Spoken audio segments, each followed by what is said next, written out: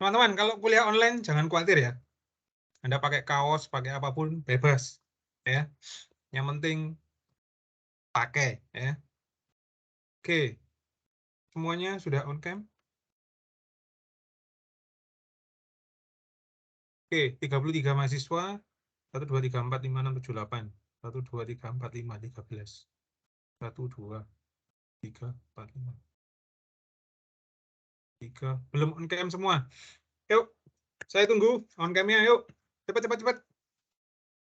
Nggak usah bersolek ya, nggak usah makeover. Baik, oke teman-teman, saya izin print screen ya. Silakan berpose seperti ini. Oke, seperti ini ya, semuanya. Oke, 1, 2, 3. Tahan dulu, tahan sebentar. Maksudnya tangannya diturunkan nggak apa-apa ya, tapi videonya jangan dimatiin, sebentar.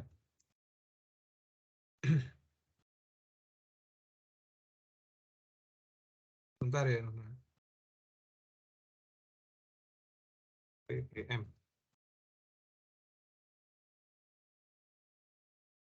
Oke, once more. Satu lagi teman-teman. 1, 2, 3. Oke, dan thank you. Boleh on cam, boleh dimatiin, bebas ya. Oke.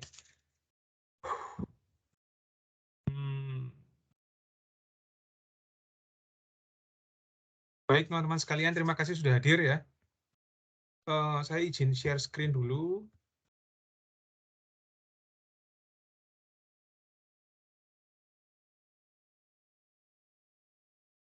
Bentar.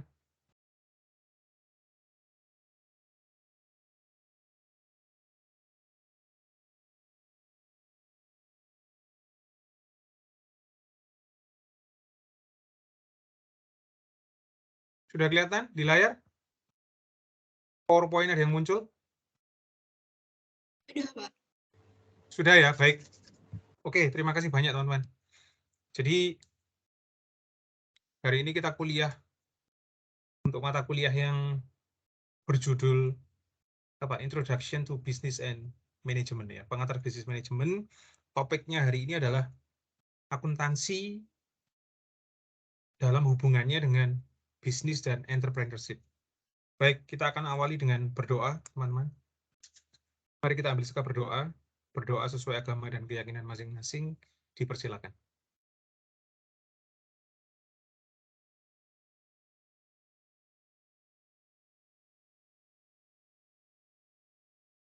Oke, doa dapat diakhiri.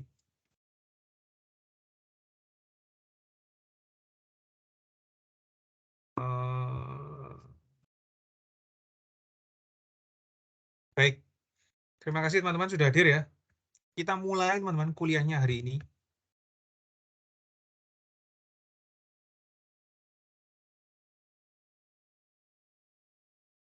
Oke. Oke. Baik. Jadi teman-teman, hari ini kita akan belajar sesuatu yang mungkin menurut teman-teman ini bukan sesuatu yang baru ya. It's not something new, teman-teman ya. Tapi setiap orang perlu memahami.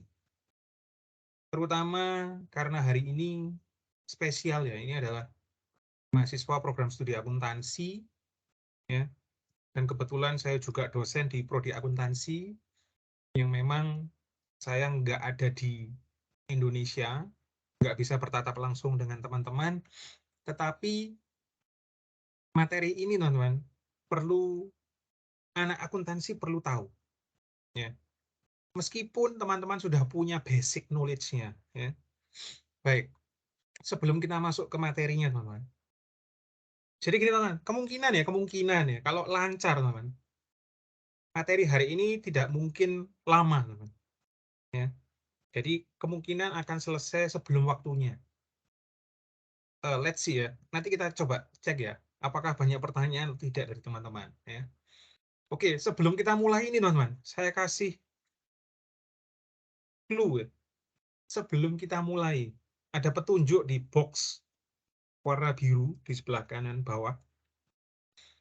Teman-teman, apakah ada yang mau bersuara? Ya, bebas. Ya. Siapa boleh ngomong ya. Minggu lalu sudah ada teman Anda yang mencoba menyuarakan pendapat ya, Regina. Ya. Kemudian ada yang bertanya ya, Dorothy. Ya. Minggu ini mungkin ada yang mau coba. Coba aja teman-teman. Kalau perlu, nggak usah browsing dulu, coba jawab aja. Kira-kira apa sih hubungannya akuntansi dan bisnis itu? Ada yang mau coba, langsung dinyalakan mic-nya ya. Kemudian Saya, disebut Pak. namanya. Siapa nih namanya? Saya Andrew, Pak. Oke, Andrew. Silakan Andrew. What do you think? Menurut saya hubungannya antara akunting dengan bisnis, ketika kita melakukan bisnis pasti kita menghasilkan keuntungan, dan keuntungan ataupun kerugian itu dicatat melalui ilmu accounting. Oke. Itu menurut saya, Pak. Terima kasih. Oke. Ini jawaban pertama. Andrew. Andrew, thank Iya, Pak. you. Oke. Baik. Apa mungkin ada teman yang lain mau coba? Tadi Andrew sudah menjawab, menurut perspektifnya Andrew, bahwa setiap kali bisnis itu menyajikan atau mendapatkan keuntungan atau kerugian harus dicatat dalam akuntansi. Teman yang lain mungkin ada yang mau coba, langsung aja open mic, kemudian sebutkan namanya. Silakan. Siapa namanya? Oke, Anagata. Tata. Gimana Tata? Wait. Tata, Anagata, Tata. I can't hear you clearly. Nggak bisa kedengaran jelas. Kenapa, Pak? Oke, good. Sekarang jelas. Yuk. Ya, akuntansi bisa menjadi pengendali keuangan.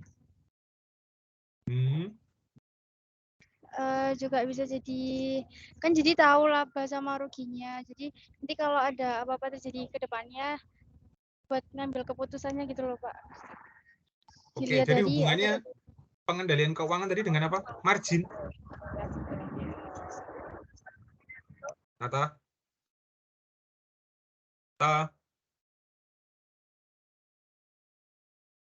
Tata.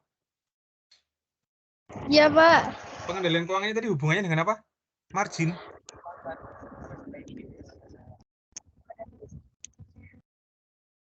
Gimana? Apanya, Coba Pak, diulangi. margin? Enggak, sorry. Coba diulangi lagi. Sekali lagi. Jadi bisa buat pengendalian keuangan. Terus kan kita buat catatan laba atau rugi, jadi kita tahu ke depannya gimana, jadi buat ngambil keputusan gitu loh, Pak. Oke. Thank you. Iya, Pak. Oke, teman-teman, jawabannya Tata dan Andrew ada kemiripan ya. Jadi pengendalian keuangan, terutama ketika perusahaan setelah mendapatkan laba ya. Jadi nanti perusahaannya akan mengambil keputusan ke depannya seperti apa. Ya. Satu lagi, teman-teman. Coba, satu lagi. Ada yang mau coba? Selain Andrew dan Tata? Saya, Pak. Yes. What's your name? Regina. Regina. Ya. Oke, Regina. Go on. Oke, jadi bisnis itu merupakan sebuah usahanya untuk memproduksi barang atau jasa. Nah, akuntansinya ini yang berperan untuk menghitung jumlah laba atau rugi atau membuat laporan keuangan sebagai tolak ukur pada suatu perusahaan untuk mengetahui perusahaan itu nantinya akan bisa dapat berjalan dengan keuntungan atau bahkan rugi dan bangkrut gitu. Oke. Terima kasih, Regina. Ya, Pak, sama-sama. Oke.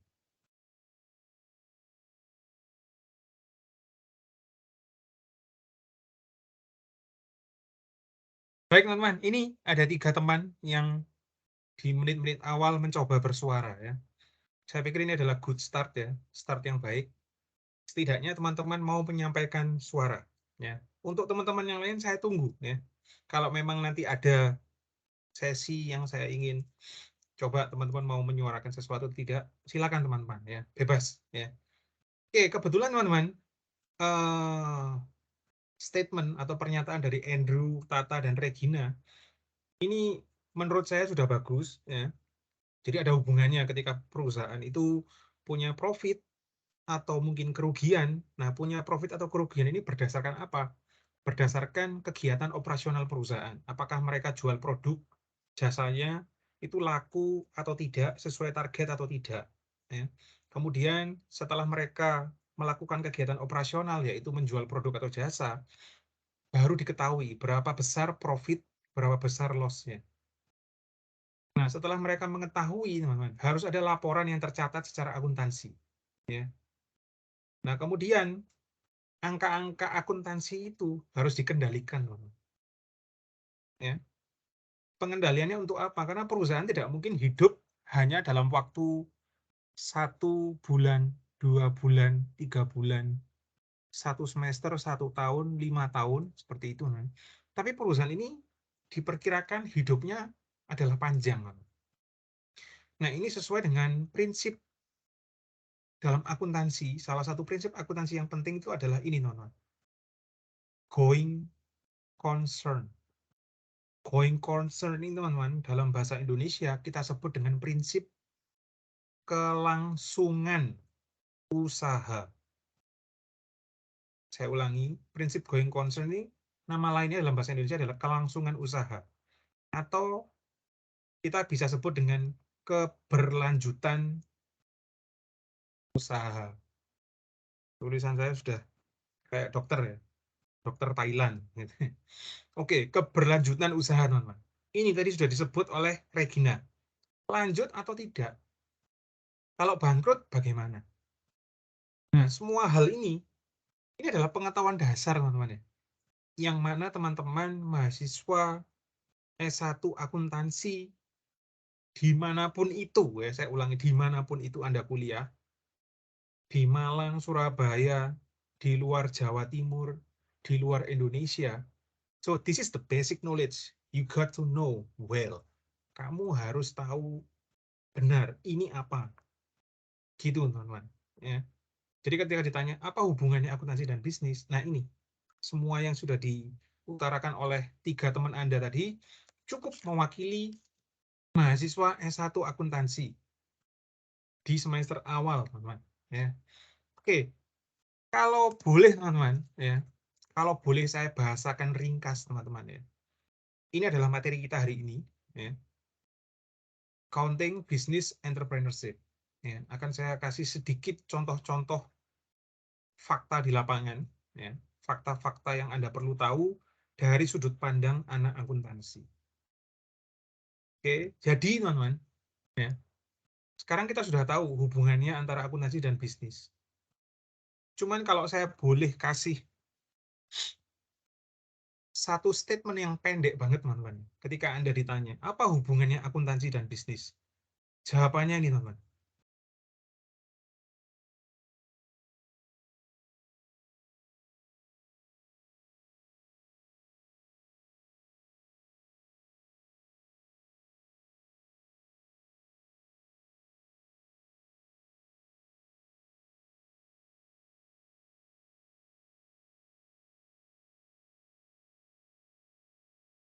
Ini, teman-teman, jawabannya. Satu kalimat yang maknanya sangat dalam, teman-teman. Akuntansi itu adalah bahasa bisnis, teman-teman. Accounting is a business language.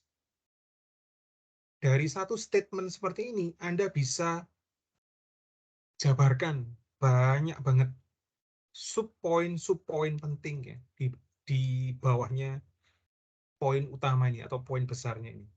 Contohnya, teman-teman, saya kasih contoh. Yang pertama, kalau Anda lulusan dari program studi akuntansi, ketika Anda jalan-jalan, kemana aja, teman-teman, kemanapun ya, ke luar negeri, keluar kota, keluar kelurahan mungkin ya, ketika Anda melihat ada bisnis tampak, misalkan toko skala kecil, misalkan warung skala besar, misalkan ada mall, atau perusahaan pabrik gitu ya. Akuntansi itu bahasa bisnis, teman-teman. Artinya apa? Anda bisa melihat performance dari setiap perusahaan itu dengan kacamata akuntansi. Tidak peduli Anda lulusan dari akuntansi prodi kampus mana, prodi akuntansi kampus mana. Jadi ketika Anda jalan-jalan ke luar negeri, kalau ditanya, apakah perusahaan ini menurut Anda bagus? Karena Anda itu anak akuntansi, Anda bisa menguji atau menilai performance perusahaan secara akuntansi. Dan itu sama. Sama maksudnya gimana, Pak? Maksudnya siapapun ketika menilai perusahaan ini kinerjanya bagus atau tidak, dan siapapun itu adalah anak akuntansi juga, maka harusnya jawabannya sama. Ya. Kenapa? Karena Anda lulusan akuntansi, orang lain itu pun juga lulusan akuntansi. Ketika mereka datang ke Indonesia, mereka melihat perusahaan Indonesia, kemudian ditanya, apakah perusahaan Indonesia ini bagus ya? Apakah S hardware itu bagus ya? Misalkan anak luar negeri datang ke Indonesia ditanya, apakah S hardware itu bagus? Anak luar negeri pasti bilang, dia sama-sama lulusan akuntansi. Ya. Oke, dia mungkin bilang, ya, can I see the financial reporting? Bisa nggak saya lihat pelaporan keuangannya? Can I see the financial statement? Seperti itu. Bisa nggak aku melihat laporan keuangannya? Nanti dari situ dia akan meramu. Nah, ramuan yang dipakai ini, itu sama dengan Anda. Anda kuliah di Macung, kita akan berikan ramuan-ramuan itu. Sehingga teman-teman bisa melihat, oh perusahaan itu dimanapun mereka berdiri, berada, selama Anda anak akuntansi, Anda bisa melihat, oh kinerja perusahaan ini seperti ini. Dan itu bahasa yang sama, teman-teman. Ya. Jadi bisnismen kumpul, mereka ingin mendirikan perusahaan baru, mereka butuh kongsi, mereka butuh partner bisnis. Ketika ngomong, ini bisnisnya harus diapakan. Nah, oke.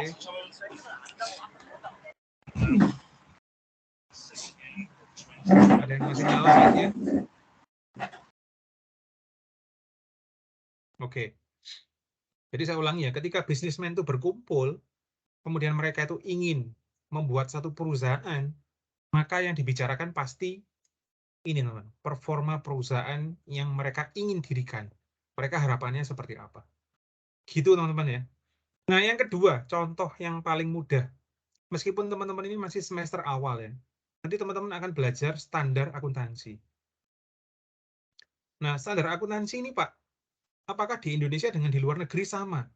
Kalau kita ngomong perusahaan yang sudah go public, teman-teman, go public company, atau perusahaan yang sahamnya itu sudah dijual ke masyarakat, maka sama, teman-teman, standar akuntansi yang dipakai. Baik itu di, misalkan ini saya sekarang sedang di Korea, kemudian ada orang lain yang kuliah di Jepang, yang kuliah di UK, di Inggris, di Australia, kita semuanya sama, kita mengacu ke IFRS, International Financial Reporting Standard. Ini standar akuntansi yang berlaku di seluruh dunia. Jadi kalau standar akuntansinya itu sama, maka kita akan lebih mudah membicarakan performa bisnis. Tapi lain halnya, kalau Anda ngomongin tentang UMKM, yang minggu lalu kita belajar.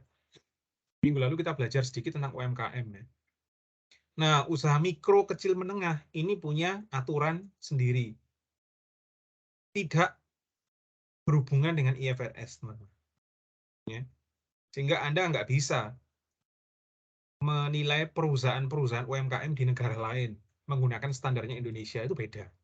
Tapi kalau ngomongin go public companies, yes, sama, teman-teman. Bisa. Jadi makanya akuntansi itu adalah bahasa bisnis. Ini penting sekali, teman-teman ya. Siapapun orang terkaya di dunia, mereka pasti ngomong. Bahasa bisnis yang digunakan oleh mereka adalah akuntansi.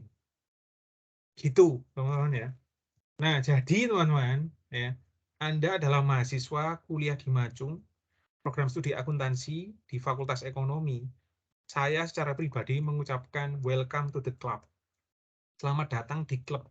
Selamat datang di program studi yang menurut saya, teman-teman, program studi ini punya potensi yang sangat cerah di masa yang akan datang.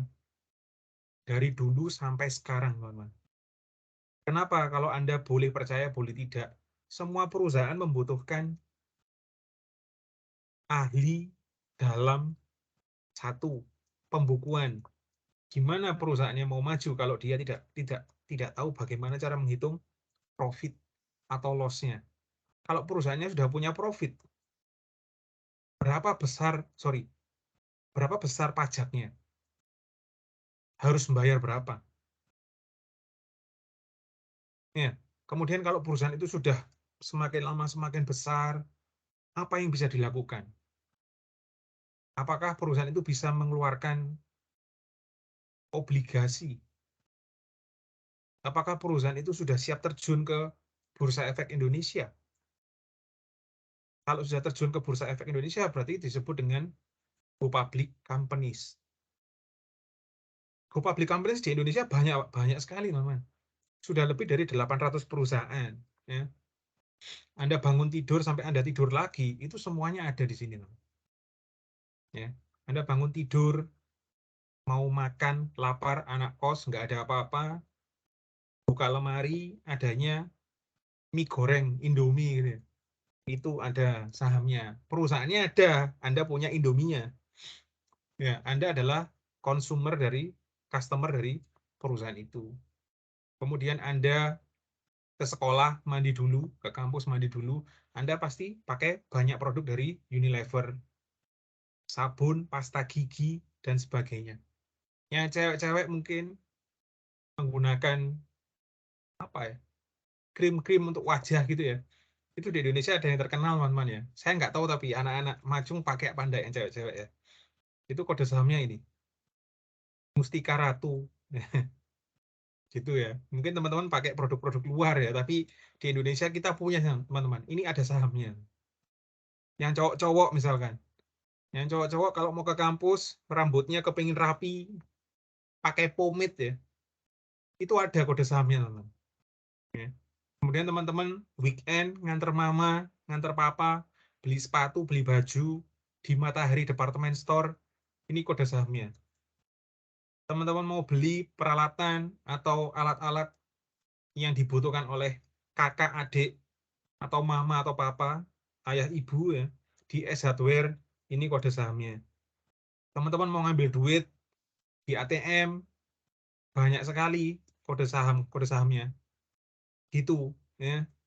Ini Bank Mandiri, ini BRI, ini BCA. Teman-teman mau ke Surabaya dari Malang lewat jalan tol, ini kode sahamnya Jasa Marga. Teman-teman tetangga sebelah bangun rumah, beli semen ya. Ini sahamnya Semen Gresik. Semuanya ada, teman-teman. Kadang Anda itu tidak menyadari bahwa bangun tidur sampai tidur lagi, semua perusahaan itu dijual, teman-teman. Go public, so you can buy, you can invest, you can be one of the greatest investors in Indonesia. Gitu, teman-teman. Nah, sehingga yang nomor 5 ini penting, teman-teman. Anak akuntansi nantinya bisa kemana aja. Ini yang pertama, professional accountant. Anda bisa berkarir di perusahaan, Anda menjadi salah satu pegawai yang bergerak atau di bawah divisi pembukuan, akuntansi, perpajakan.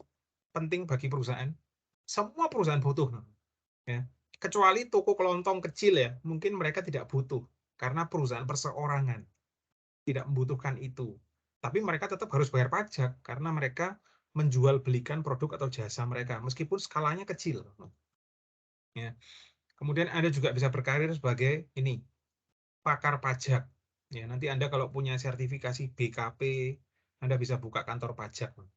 Kantor Pelayanan Pajak, KPP. Kantor Konsultan Pajak. Sorry teman, kantor konsultan pajak ya, KKP. Ini bersertifikasi konsultan pajak. Di Macung nanti Anda bisa ambil brevet A dan B, ini penting ya. Anak akuntansi. Ya, kemudian Anda juga bisa jadi entrepreneur, Anda bisa jadi konsultan, investor, kemudian periset seperti ini. Saya, Pak Putu, Budian, Pak Yuswanto, segala macam itu di sini teman-teman tempatnya ya. Oh, sorry. Oke, kami adalah salah satu di sini. Salah satunya di sini. Kalau setahu saya di sini, Budian di sini. Untuk dosen yang lain saya kurang tahu apakah sudah masuk ya. Kalau investor ini banyak teman-teman ya. Bisa di pasar keuangan, bisa di investor yang lain, misalkan real, properti dan sebagainya. Ya, Anda pun juga bisa di sini. Nah, anak akuntansi harus tahu materi hari ini kenapa? Karena basic knowledge-nya Anda sudah punya. Sekarang tinggal dipoles, teman-teman. Maksudnya gimana, Pak Renal? Maksudnya gini loh, teman-teman. Anda anak akuntansi. Ketika saya beritahu tadi, Matahari Department Store. Apa yang Anda tahu tentang Matahari? Tempat belanja. Kemudian, oh ini adalah salah satu departemen store di Indonesia yang terkenal. Di setiap kota ada, banyak diskon. Ya, kemudian harga-harganya mungkin terjangkau. Seperti itu, teman-teman. Tapi itu kan dasar, teman-teman. Itu tidak membedakan kalau Anda ini anak akuntansi, atau Anda ini anak SMP, atau Anda ini anak SD, SMA, seperti itu, teman-teman. Atau Anda ini mahasiswa jurusan kimia, IT, farmasi, DKV, nggak ada bedanya kalau Anda menjawabnya seperti itu. Tetapi hari ini saya akan membawa Anda ke dimensi yang lain. Ketika Anda melihat sesuatu, oh ini, anak akuntansi mikirnya harusnya ke sini, gitu. Meskipun basic knowledge-nya Anda sudah punya, gitu teman-teman. Jadi hari ini saya nggak akan mengajari Anda apa itu strategi marketing, apa. No, Anda sudah dapat itu di mata kuliah kewirausahaan. Ya. Saya akan bawa Anda ke sedikit dimensi lain yang menurut saya anak akuntansi harus lebih paham dibandingkan anak jurusan yang lain seperti itu. Ya, oke. Sekarang masuk ke sini, teman. Ya, kenapa orang-orang membutuhkan teknologi? Teknologi tidak bisa lepas dari kehidupan ya, teman-teman. Seperti yang sekarang ini sedang kita lakukan, kita menggunakan aplikasi Microsoft Teams. Kalau teman-teman minggu lalu ikut acaranya HMP Akuntansi, salah satu pembicaranya waktu itu adalah saya. Kita menggunakan aplikasi Zoom. Nah, ini adalah contoh-contoh teknologi yang dikembangkan untuk online. Online apa? Online meeting, ya. Kemudian online class, online business discussion, seperti itu. Nah, di setiap aspek kehidupan, teknologi itu sangat penting. Ya. Contohnya, food industry, industri makanan, teman-teman. Ya. Apakah teknologi penting, Pak, di situ? Penting, teman-teman. Mereka kalau mau menjajakan barang dagangan sekarang nggak hanya secara offline. Mereka bisa menggunakan web. Makanya kalau teman-teman sering menggunakan aplikasi GoFood, ya, ini banyak sekali toko atau depot atau rumahan saja. Mereka bisa membuat masakan, tetapi mereka tidak memiliki aset yang banyak sehingga mereka tidak punya toko, tidak punya depot, tidak punya aset yang kelihatan dari luar kalau ini adalah warung. Tapi mereka bisa jual lewat GoFood. Ya.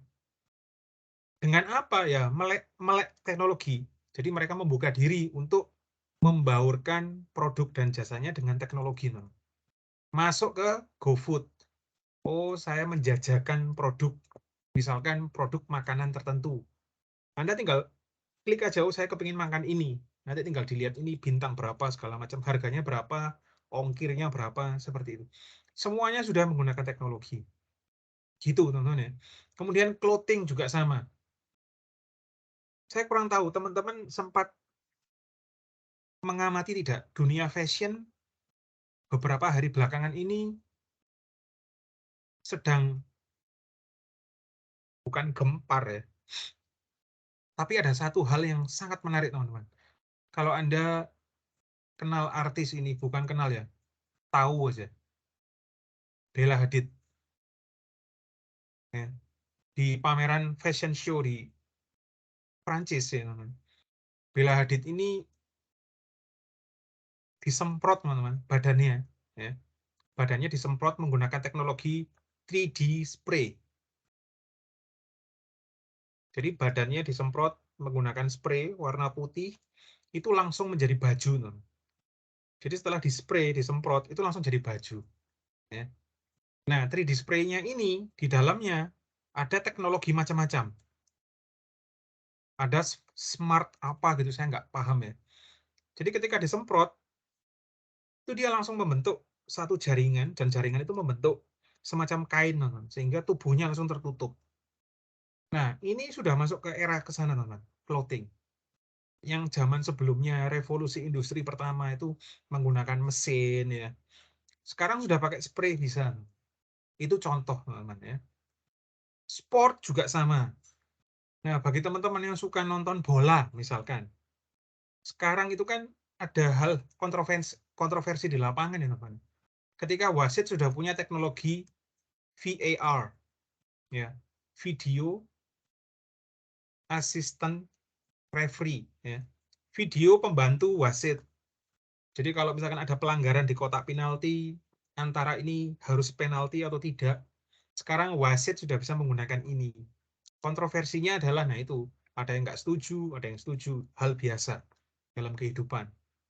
Tetapi teknologi ini sangat membantu, teman.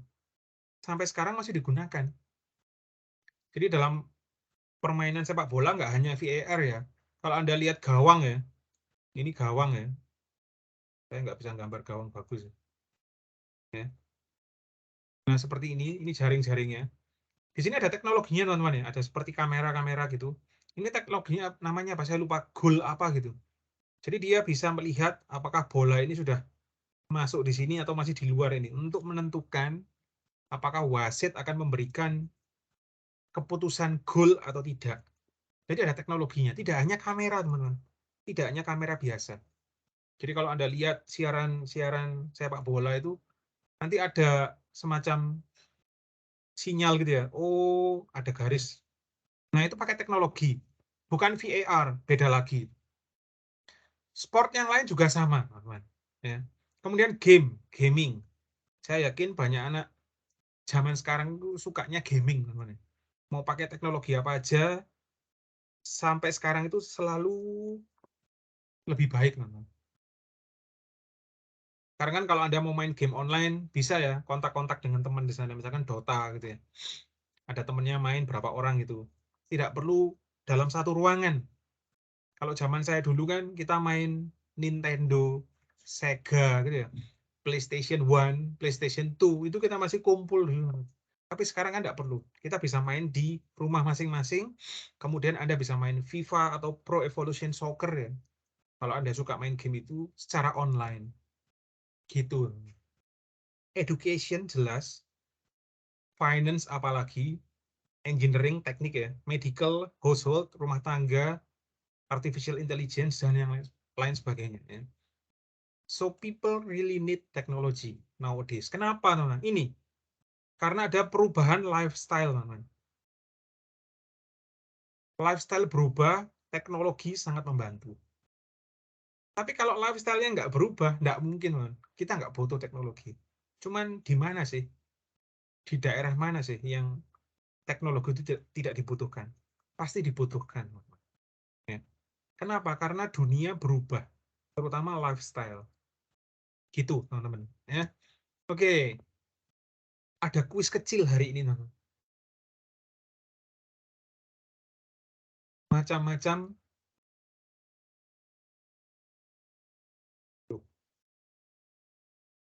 Oke. Kuis kecil, teman-teman ya. Macam-macam e-commerce. 1, 2, 3, 4, 5, 6. Nanti saya buka kuisnya di Microsoft Teams. Nanti saya akan informasikan ke Patrick kalau kuisnya sudah saya buka, teman-teman tinggal upload pekerjaannya. Ya. Teman-teman tinggal ketik saja di Microsoft Word, seperti apa. Kuisnya nanti silakan dicek, teman-teman. Saya jelaskan sedikit tapi di sini ya. Gampang nih, teman-teman, small quiz. Gampang banget. Sambil Anda merem gitu ya. Nggak bisa ngetik. Jadi harus melek, teman-teman. Jadi ini gampang kuisnya ya. Anda mengerjakan yang bagus ya. Jangan copy paste dari internet ya. Pakai kata Anda sendiri ya. Karena setiap pekerjaan yang masuk ke saya itu ada deteksi plagiarismenya, teman-teman. Nanti kalau kedetek nggak bagus, teman-teman. Ketik aja pakai bahasa Anda sendiri. Anda tinggal buka source dari manapun bebas. Ya. Saya jelaskan sedikit, teman-teman. Setelah kita belajar tentang teknologi dan bisnis, teman-teman harus tahu ini. Ya. B2B, business to business. B2C, business to customer. Customer to customer. Customer to business.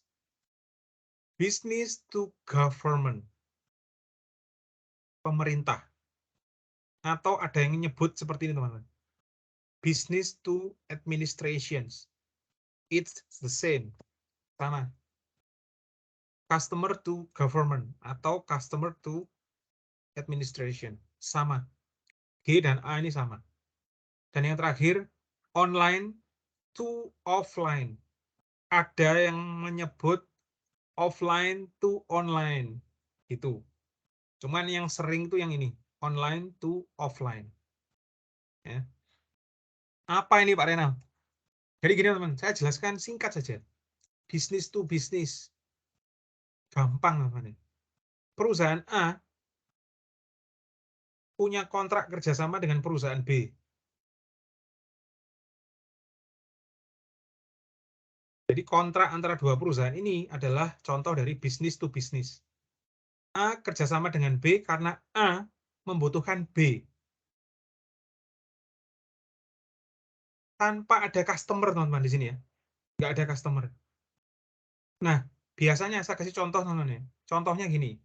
A ini adalah perusahaan, misalkan, clothing. Perusahaan pakaian. Distro, teman-teman. Tidak punya toko besar atau tempat untuk display clothing, tapi dia membutuhkan perusahaan B. Dia bergerak di bidang web advertising. Jadi dia akan membuatkan website untuk perusahaan A. Ada kontrak di sini, ada perjanjian. Perusahaan A minta tolong ke perusahaan B, tolong buatkan saya website yang mana website ini akan saya iklankan melalui platform apapun, Instagram, YouTube, ya, kemanapun ada platform online akan disikat oleh perusahaan A. Maka perusahaan B akan membuatkan website untuk pengiklanan produknya perusahaan A. Jadi customer itu di sini, teman-teman. Nggak ada kaitannya A, B, ke C ini. Ini cuma A dan B saja. Gitu, teman-teman ya.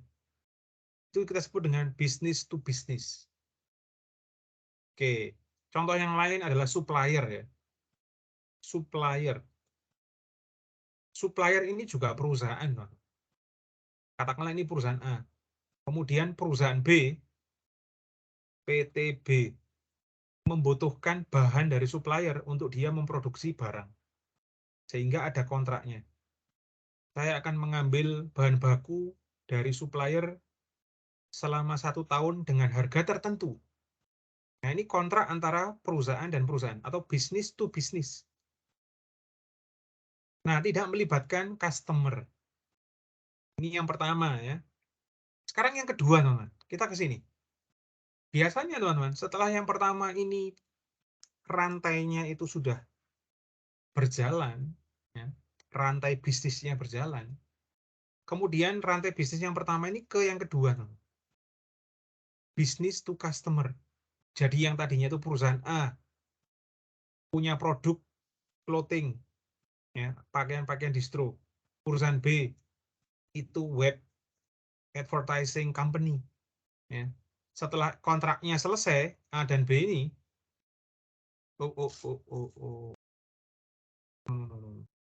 bentar, bentar.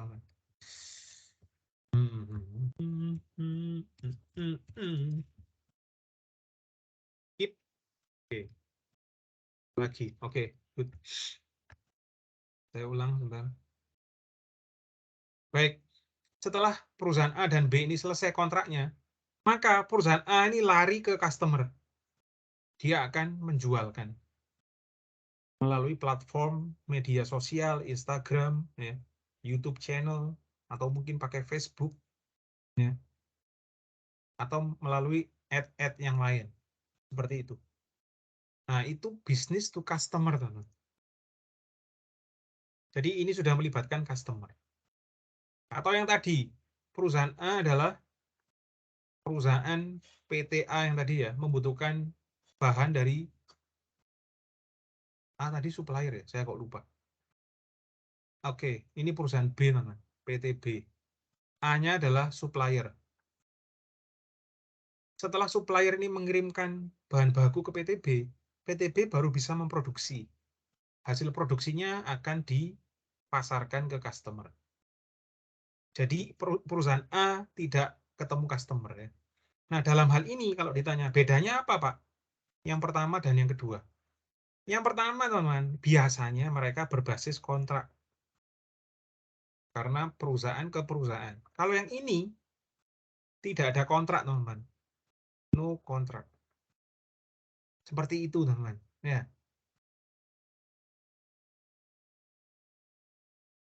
Ya, ini nggak pakai kontrak, teman-teman ya. Customer bebas beli apa enggak barang dari perusahaan B, tidak ada ikatan kontrak, teman-teman. Oke, sekarang yang ketiga, teman-teman. Ini C2C, teman-teman. Customer ke customer. Contohnya paling gampang, teman-teman. Nih,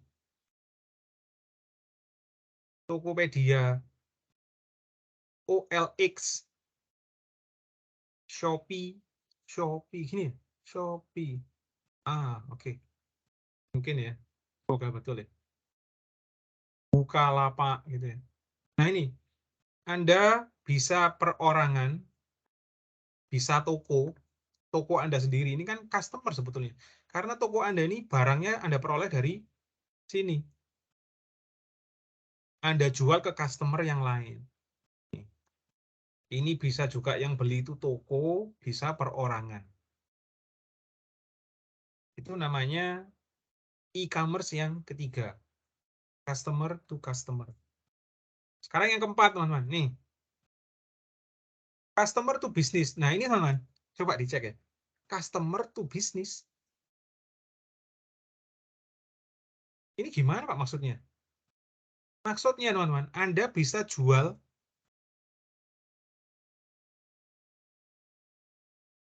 dan yang beli itu perusahaan, teman-teman.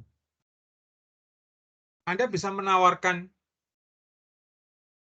barang atau jasa, kemudian akan dibeli oleh perusahaan. Keren ya, teman-teman? Kok bisa gitu, Pak ya? Bisa. Anda tawarkan ke perusahaan.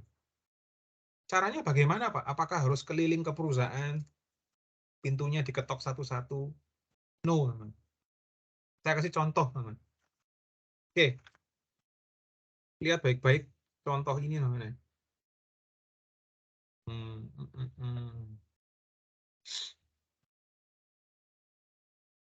Oke. Ini di layarnya teman-teman masih PowerPoint atau sudah ganti? Sudah ganti, Pak. Sudah ganti ini ya, freelancer ya? Betul ya? Iya. Oke. Teman-teman kalau mau coba ya, ini Anda masuk Google ya. Ini teman-teman. Freelancer Indonesia boleh, atau freelancer luar negeri boleh, bebas ya. Freelancer Indonesia ada banyak sekali ini. Biasanya website yang kita pakai ini. Anda kalau punya skill tertentu, teman-teman, bisa, teman-teman, cari duit pakai ini. Contohnya, teman-teman, contohnya seperti ini. Customer to business. Anda tinggal klik sini, find jobs. Ya, Anda klik. Nah, ini banyak sekali, teman-teman, kategori pekerjaan. Yang Anda kalau mau cari duit di sini, Anda bisa. Gimana Pak? Ini ada bisnis akuntansi sumber daya. Yang sebelah kanan ini, coba saya klik teman-teman. Nah, ini. Ini teman-teman. Anda lihat misalkan di sini ya, akuntansi ada 82. Kita klik teman-teman, akuntansi. Siapa yang membutuhkan jasa akuntansi? Nih. Operations Management Task. 6 hari lagi tawaran ini akan ditutup. Rata-rata 56 US dollar, teman-teman. Anda akan dibayar seperti itu. Kalau Anda ingin tahu ini apa, kemudian siapa yang minta, kliennya dari mana, Anda klik di sini, kemudian Anda cek. Ini anggarannya ya. Jadi klien ini teman, orang yang membutuhkan Anda, gitu ya. Dia nulis, saya butuh orang yang bisa mengerjakan ini dengan bayarnya 30 sampai 250 Singapura dolar, teman. Ternyata orang Singapura yang butuh. Itu, teman. Nah, klien ini bintangnya 5, artinya apa? Mungkin dia sering mendapatkan apa ya? Sering dibantu menggunakan program ini ya. Jadi dia itu ketika dia butuh sesuatu, Anda masuk, Anda dibayar sesuai dengan ini.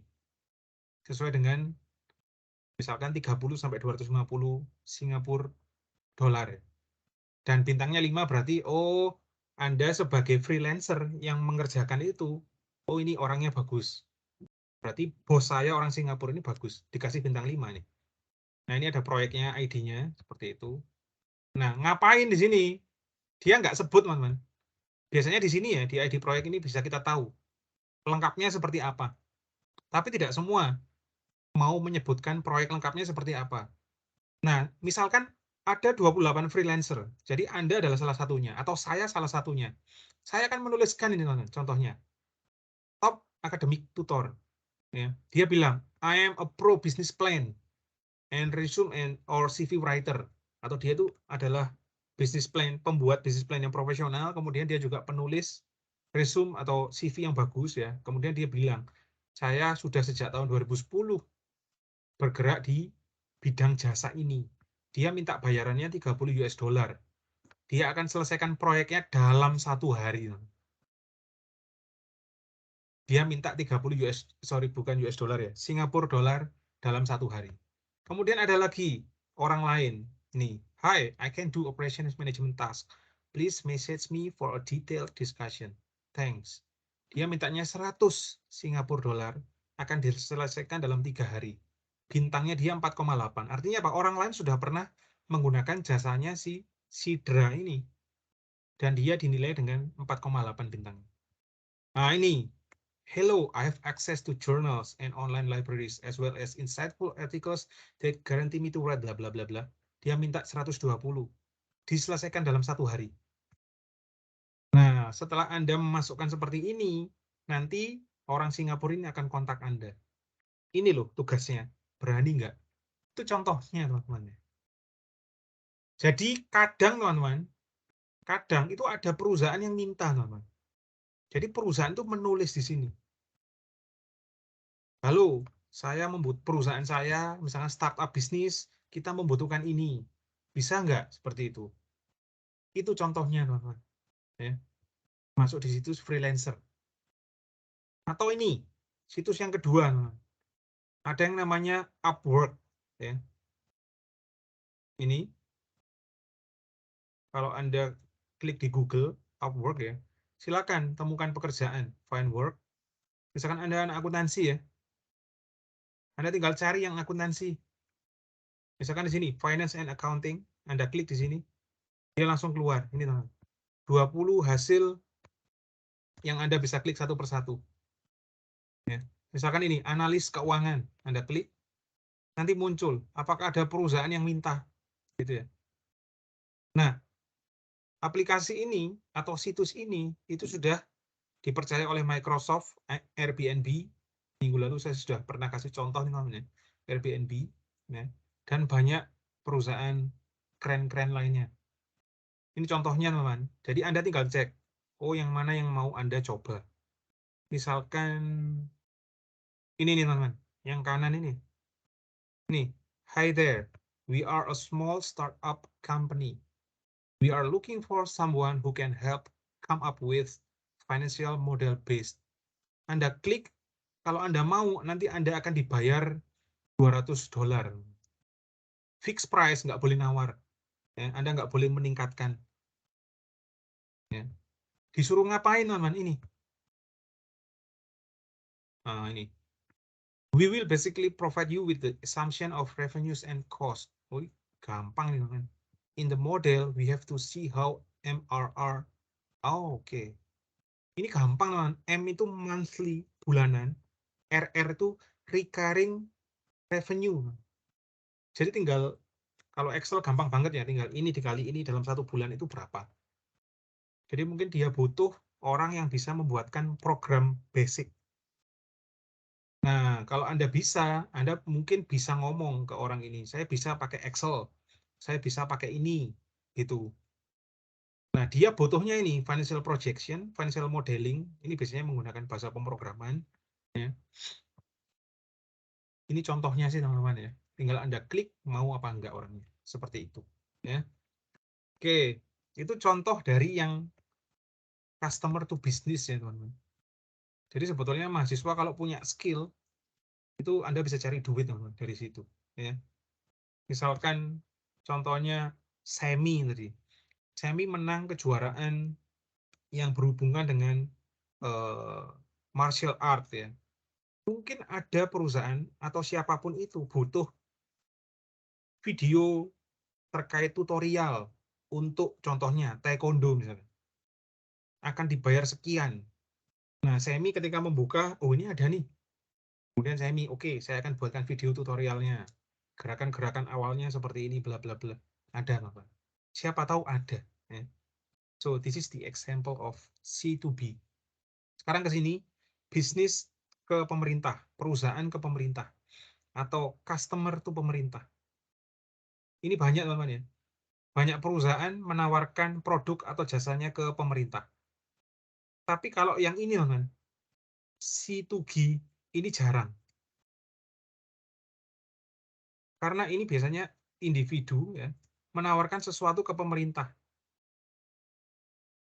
Contohnya aja, teman, contoh aja, teman-teman. Hacker. Anda boleh cek berita ya. Ada beberapa hacker Indonesia, mereka masih muda-muda, pernah masuk ke sistem tercanggih yang sudah diberi berapa layer defense system ya, tapi ditembus oleh hacker Indonesia. Nah, mereka bisa menawarkan diri ke perusahaan pemerintah, misalkan ke institusi-institusi, misalkan kepolisian ya, atau Departemen Pertahanan. Kalau mereka punya skill khusus, mereka bisa menawarkan diri.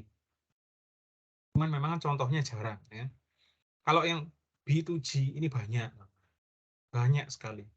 Banyak contohnya, teman-teman ya. Saya beri contoh satu, teman.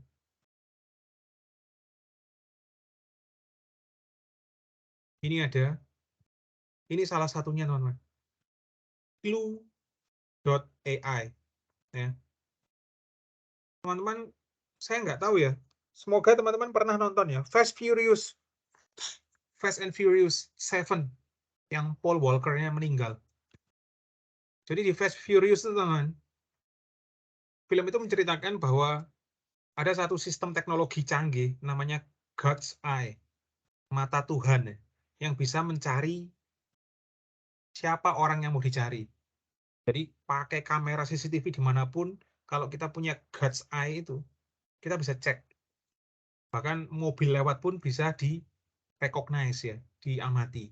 Nah ini, teman, facial recognition, mask detection, people counting, dan seterusnya. Itu ditawarkan oleh perusahaan ini, teman. Clue.ai. Ya. Dan perusahaan ini sangat terkenal, teman, karena sudah dipakai oleh perusahaan-perusahaan ternama dunia. Nah, ini ditawarkan, teman-teman. Dia punya sistem ini tadi ya. Nih, AI-powered cloud surveillance solution.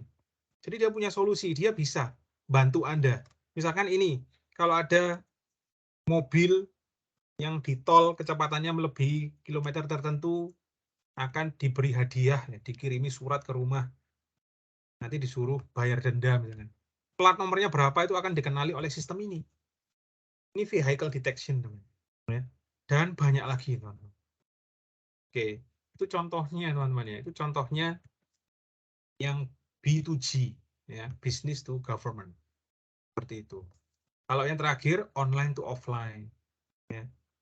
Ini keren juga. Ya. Kerennya gimana, Pak? Zaman sekarang online dan offline itu kan berantem ya. Perusahaan-perusahaan online ingin mengalahkan offline.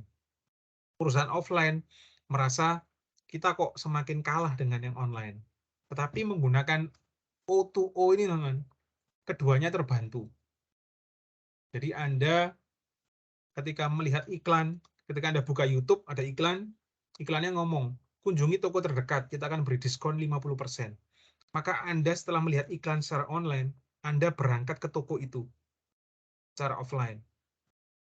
Itu membuat hubungan antara customer semakin dekat.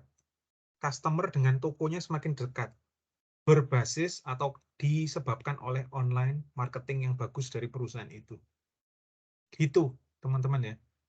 Ini online to offline, teman-teman. Atau Anda pernah ini enggak ya? Saya kasih contoh sehari-hari, teman-teman. Nih, saya punya contohnya. Nih, teman-teman. FastPay. FastPay itu apa, Pak? Jadi, teman-teman, ini gambar ya. Ada tulisannya Agen Sri Kandi. Ada toko kecil banget. Tapi di situ Anda bisa, ini teman-teman. Anda bisa setor, tarik tunai, transfer bank gitu ya. Anda bisa kirim paket dokumen, ekspedisi, tinggal ke toko ini. Anda bisa membayar tagihan listrik. Ya. Anda bisa membayar pulsa. Anda bisa membayar pajak kendaraan bermotor ya. Seperti itu. Bahkan sekarang kalau nggak salah, sebelum saya berangkat ke Korea, di Indomaret pun, Alfamart pun, Anda sudah bisa membayar pajak kendaraan bermotor. Kecuali kalau 5 tahunan Anda harus ke Samsat ya. Tapi kalau nggak 5 tahunan, hanya perpanjang STNK saja, pajaknya itu, Anda bisa ke sana. Ya, mereka punya satu layar, Anda tinggal klik, dan bayar di situ. Anda punya mau beli tiket kereta api juga bisa ke sana. Anda mau bayar tagihan listrik juga bisa ke sana. Itu teman-teman, itu sistemnya apa namanya? Fast pay, teman-teman. Ya. Anda datang, kemudian Anda bayar. Anda tidak perlu datang ke PLN-nya untuk membayar. Anda cukup ke Indomaret. Nah, itu kita sebut dengan O2O, ya. Online to offline. Itu kuis kecilnya nanti, teman-teman ya. Gampang banget nanti, tinggal ditunggu aja informasi dari saya, disuruh ngapain kuis kecilnya. Itu ya. Oke, next. Oke, kemarin kita nggak cuma kita nih, nggak cuma kita aja, tetapi hampir semua negara di belahan dunia ini itu kaget karena ada pandemi COVID-19 ya. Oke teman-teman, kita cek sekarang di Indonesia seperti apa. Anak akuntansi harus tahu. Saat pandemi, konsumsi internet meningkat 25%, teman-teman. By retail. Retail itu Anda, saya, setiap kita perorangan. Jadi tinggi sekali, teman-teman. Kemudian transaksi di Indonesia meningkat 300% secara ini e-commerce ya. Online, teman-teman. Kemudian transaksi digital dan e-wallet 37%. E-wallet ini contohnya OVO ya, GoPay dan lain-lain. Itu naik 37% selama pandemi, teman. Nah, saat pandemi berapa uang yang beredar? 330 triliun. Itu yang digital saja. Karena kita dibatasi, nggak boleh keluar rumah. Ada larangan dari pemerintah, ya, pembatasan seperti itu. Ya. Nah, 330 triliun ini banyak teman-teman ya. Kalau Anda belikan es doger, waduh, sampai pilek-pilek masuk rumah sakit teman-teman ya. Jadi berapa banyak perusahaan booth-nya ya. Booth ini semacam kios atau cabang ya, yang tutup. Banyak sekali. Ini saya contohkan perusahaan di Indonesia teman-teman. Giant secara permanen tutup teman-teman. Sekitar Juli tahun 2021. Semua Giant. Giant ini di bawah kendali Hero. Sehingga Hero waktu itu karena ada pandemi, dia memutuskan kita tutup Giant. Tapi Hero memperkuat dengan ini pembukaan IKEA dan Guardian. Guardian ini punyanya Hero teman-teman. Kalau Anda masuk ke Mall Olympic Garden ya, MOG atau Matos ya, itu ada Guardian kalau nggak salah. Atau bahkan di apa itu namanya? Dian Plaza itu apa namanya? Saya lupa. Ya itu ya. Itu ada Guardian teman-teman. Oh, bukan Dian Plaza ya, tapi sebelahnya. Malang City Point MCP teman-teman. Saya ingat sekarang. Itu ada Guardian ya. Itu punyanya Hero.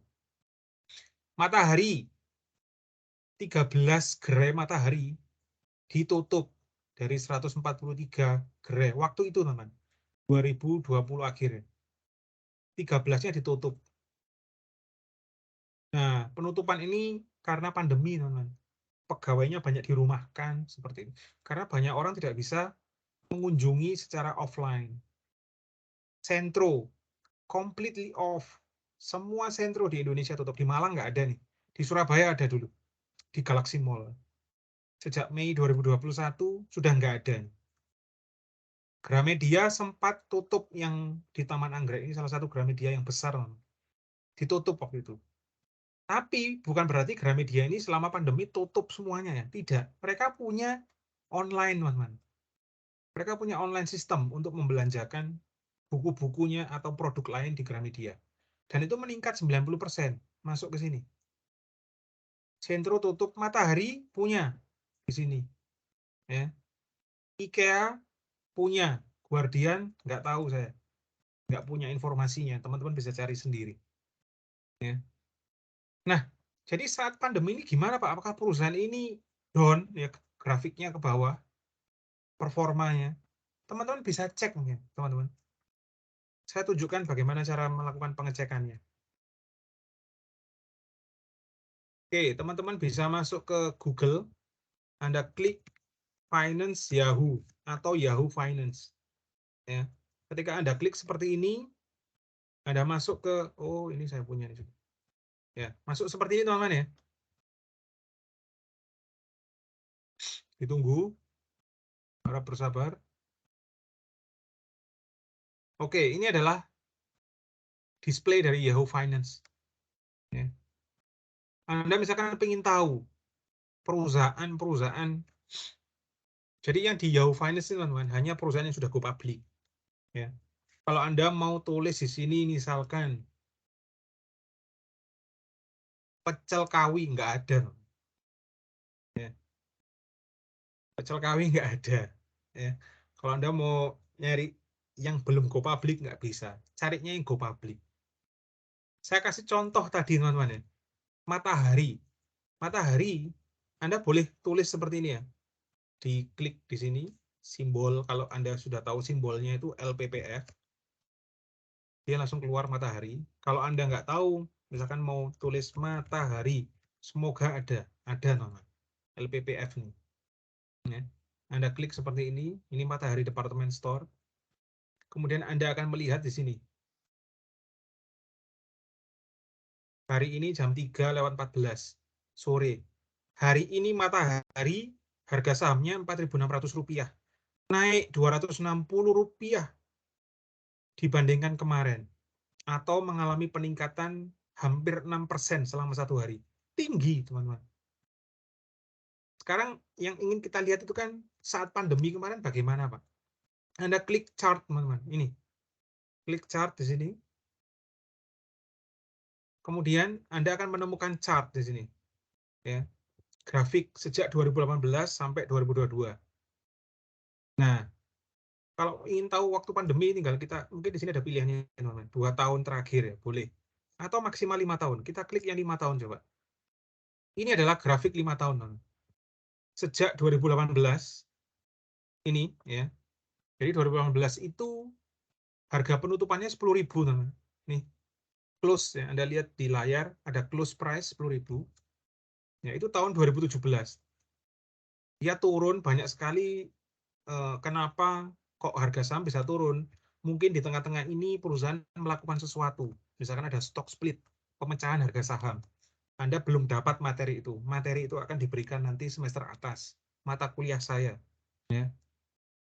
Oke, sekarang kita ingin tahu waktu pandemi. Kita tinggal besarin saja. Pandemi mulai 2020 bulan April awal. Ini teman-teman. Anda lihat titik ini ya.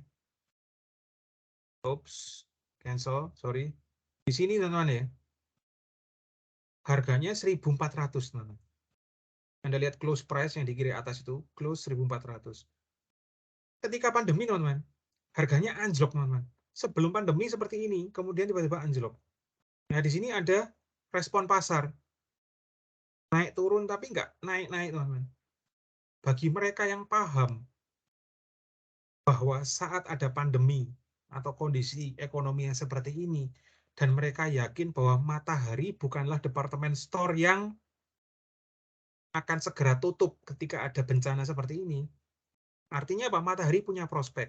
Artinya apa? Tadi di awal saya bilang, going concern. Keberlangsungan usahanya itu terus-menerus. Karena setiap orang masih butuh matahari. Matahari departemen store ya, bukan matahari yang menyinari bumi, bukan. Ya. Sehingga mereka saat pandemi banyak yang investasi di matahari, teman-teman. Sekarang lihat matahari di sini 4.600 satu lembar sahamnya. Yang tadinya di angka 1.400 naik 3 kali lipatnya di sini. 3 kali lipat itu 300%, teman-teman. Tidak akan Anda dapatkan ketika Anda menabung di bank. Anda deposito di bank. Bahkan emas pun juga boleh diadu ketika Anda investasi di emas. Nah, ini teman-teman, contoh ketika, anak akuntansi harus tahu, tidak hanya melihat Matahari Departemen Store itu sebagai pusat perbelanjaan. Anda bisa beli baju yang bagus, Anda bisa beli parfum di situ, atau beli sepatu, beli apapun itu. Ya, tetapi anak akuntansi harus tahu, Matahari Departemen Store. Secara performansi sahamnya, sejak pandemi seperti ini, meningkat sekian persen. Padahal dia menutup gerai saat pandemi. 13 gerai dari 143. Itu kan hampir 10% gerai ditutup, teman-teman. Tetapi tidak berdampak pada saham jangka panjang. Jangka panjangnya berarti kita lihat sampai sekarang. Atau kalau Anda mau lihat ini, ketika dia titik tertinggi di harga 6.000, teman-teman. Ini 2022 awal. Tanggal 13 Maret kemarin. Sempat naik tinggi. Sekarang turun tapi sudah rebound di sini. Naik ke 4.600. Itu contohnya, teman-teman ya. Ini matahari. Gitu, teman-teman ya. Jadi sekarang teman-teman sudah tahu, gitu toh caranya. Karena akuntansi paling tidak memahami. Oke, ini berita ya, saya ambil dari CNBC. Ya. Dituliskan LPPF ya, membagikan panduan EBITDA, earning before interest and tax discretionary accrual. Apa itu anak akuntansi? Nanti tahu, Anda masih semester awal ya. Jadi sekarang masih belum digembleng ke sana ya. Earning before interest and tax discretionary accrual 2022 dari 2 ke 2,1 triliun bla bla bla bla bla. Seperti itu ya. Nah, ini Anda sudah bisa buktikan tadi di kinerja sahamnya ya. Oke. Pak, di sini dituliskan, Pak, ada penjualan kotor, Pak. Kok nggak ada, Pak, ya di sini?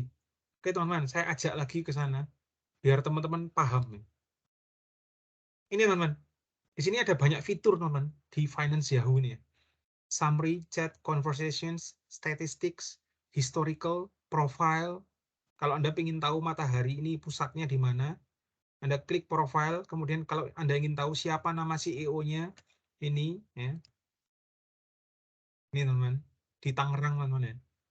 CEO-nya ternyata orang luar negeri, ya, terlihat dari namanya. Ya. Kemudian kalau Anda ingin tahu, teman, Pak, saya ingin tahu penjualannya Matahari ini tiap tahun berapa ya? Anda klik financial, teman-teman. Ini, klik di sini. Ini, teman-teman, Anda dapatkan mulai tahun 2018, akhir tahun 2019, akhir tahun 2020, akhir tahun 2021. Total revenue. Tadi di awal ada Andrew, ada Anagata, ada Regina bilang berapa profit loss-nya gitu kan. Nah, ini di sini bisa ketahuan. Pendapatan 2018 10 sekian. Ini teman-teman ada tulisannya. All numbers in thousand. Jadi harus dikali 1000 lagi. Ya. Jadi harus dikali 1000 ditambahin 0,3 lagi di sini. Tahun 2018 ke 2019 meningkat ke 2020, lihat nih. 2020 turun, teman-teman. Kenapa? Karena pandemi, teman-teman. 2021 sudah sempat naik. Sekarang sudah lumayan, meskipun belum selesai. Belum selesai laporannya 1 tahun ya. Gitu, teman-teman ya. Total revenue sampai ke bawah, teman-teman. Ini ada semua di sini. EBITDA. Ini tadi yang ada di berita. Ya. Itu. Bayar pajaknya berapa ini? Tax effect of unusual items. Ini beda lagi ya. Ini tax untuk item-item yang tidak biasa. Kalau Anda ingin tahu detail tentang Matahari, buka websitenya Matahari, Anda akan temukan laporan seperti ini. Gitu, teman-teman. Ya. Ini contohnya. Anda, anak akuntansi harus paham kira-kira apa yang mau dibaca di sini. Bebas, teman-teman. Karena Anda masih semester awal. Oh, saya ingin tahu, Pak, berapa sih net income-nya? Di sini ada net income. Laba bersih pemegang saham utama. Sorry, pemegang saham biasa, common stockholder. Ini angkanya. Naik turunnya Anda bisa buat di Excel, biar kelihatan grafiknya itu lebih bagus. Ya. Jadi Anda sudah bisa melihat, oh seperti ini toh Matahari itu. Jadi kalau ditanya, apa yang kamu tahu tentang Matahari? Oh, saya tahu bahwa revenue-nya dari tahun ke tahun seperti ini. Saat pandemi mengalami kendala, mereka revenue-nya turun sekian persen misalkan. Bagus sekali. Itu anak akuntansi macung kalau itu ya. Itu macung. Paling enggak Anda sudah bisa ngomong sampai ke sana, bagus teman-teman ya. Oke, minggu lalu saya sudah pernah memberikan video kecil, video singkat tentang Nash equilibrium. Yang ada 2 penjual es, Ted dan Ed gitu ya. Mereka menemukan posisi tempat berjualan yang paling strategis, akhirnya di tengah-tengah pantai. Nah, kemudian saya kasih contoh, ada Alfamart kok mesti ada Indomart sebelahnya atau seberang-seberangannya. Sekarang kita cek, teman-teman, waktu pandemi gimana? Alfamart itu ada sahamnya, teman-teman.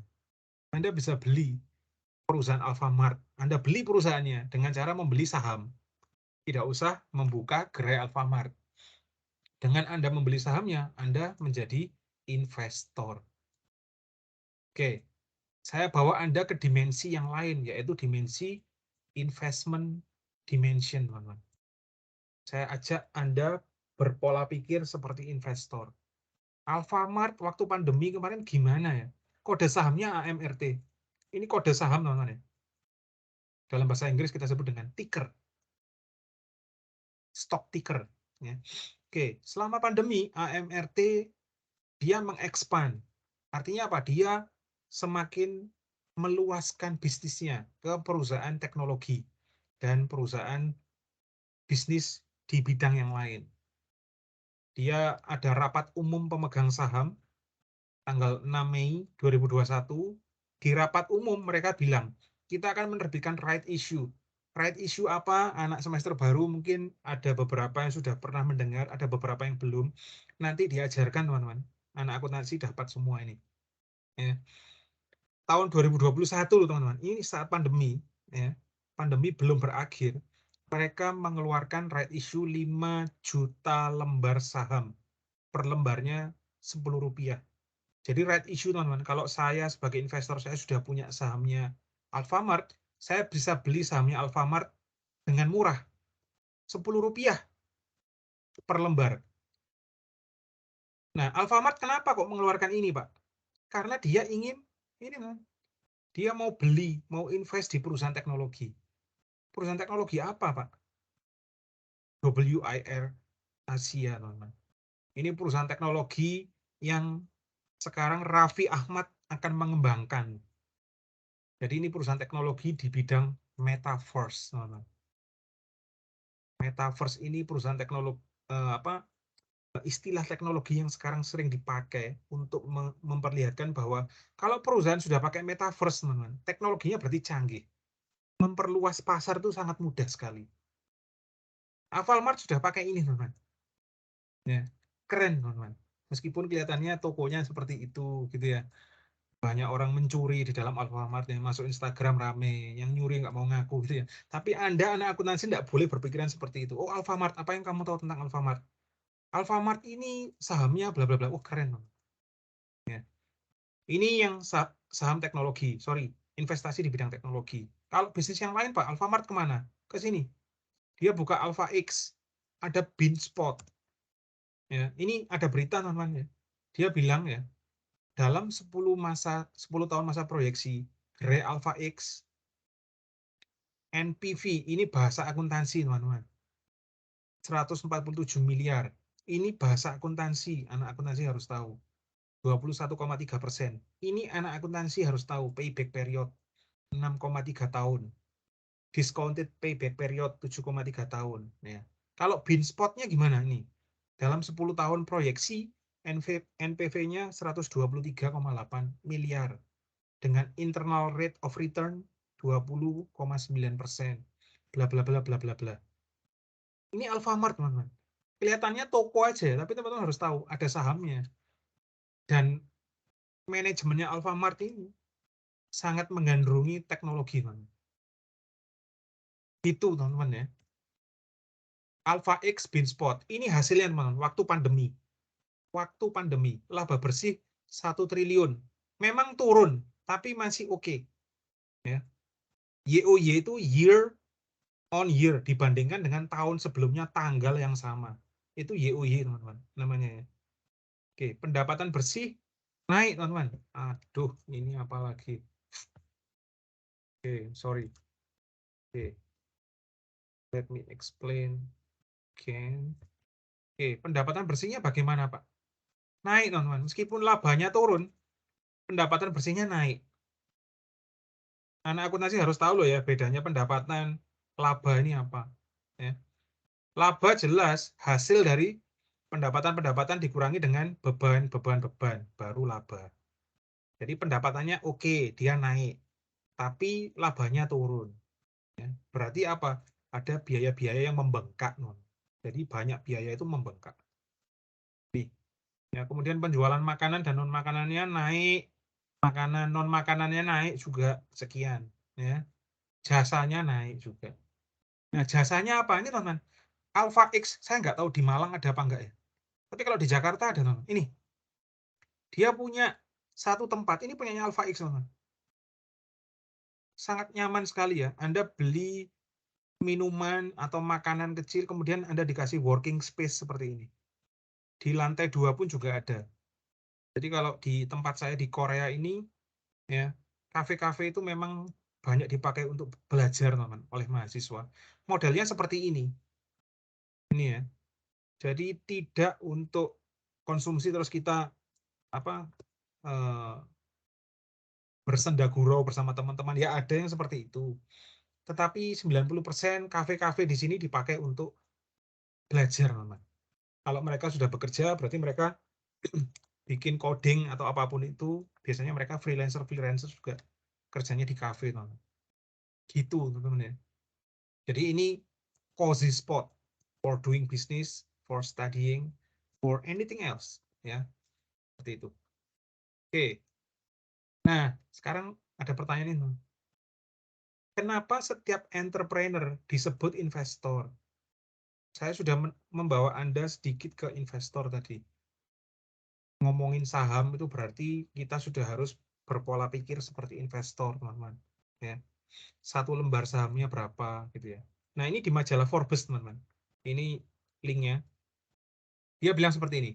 Secara umum, investor pemula itu mencari bisnis yang potensial, yang memiliki ide menarik berdasarkan realitas. Ya. Dan bisnis itu harus dipimpin oleh kompeten teams. Tim atau grup yang solid dan kompeten. Kita, ya, atau siapapun itu yang punya bisnis, as the founder of the business, adalah orang yang sangat paham tentang idenya. Who knows the capabilities of the team the best. Sangat paham tentang kapabilitas atau kemampuan timnya. Dan Anda adalah orang yang sangat paham tentang pasar dan target customer-nya. Jadi kalau Anda punya usaha yang Anda itu adalah founder dari perusahaan ini, Anda harus paham ide Anda itu yang paling bagus seperti apa harusnya. Kemudian tim Anda itu harus seperti apa. Dan pasar, kemudian pangsa pasarnya harus seperti apa. Ya. Kemudian ini, bearing in mind this access to the highest quality information about the startup, kalau Anda sebagai pemilik usaha, kalau Anda itu nggak mau invest ke usaha Anda sendiri, kenapa orang lain harus invest? Ini pertanyaan yang menohok, teman-teman, dari Forbes. Ya. Jadi kalau Anda itu punya ide, Anda punya ide, Anda punya tim, Anda tahu pasarnya yang mana yang potensial, dan Anda tahu target pasarnya itu siapa, apakah ibu-ibu PKK, apakah anak kuliahan, apakah para tukang-tukang bangunan, sehingga Anda, oh, saya akan buka depot yang sistemnya prasmanan, silakan boleh makan sepuasnya, harga paling mahal sekian. Oh, ini cocok untuk anak kuliahan. Oh, ini cocok untuk para tukang-tukang bangunan. Oh, ini cocok untuk orang-orang pekerja kantoran misalkan. Atau Anda mau buka bisnis kafe, atau pet shop, atau salon.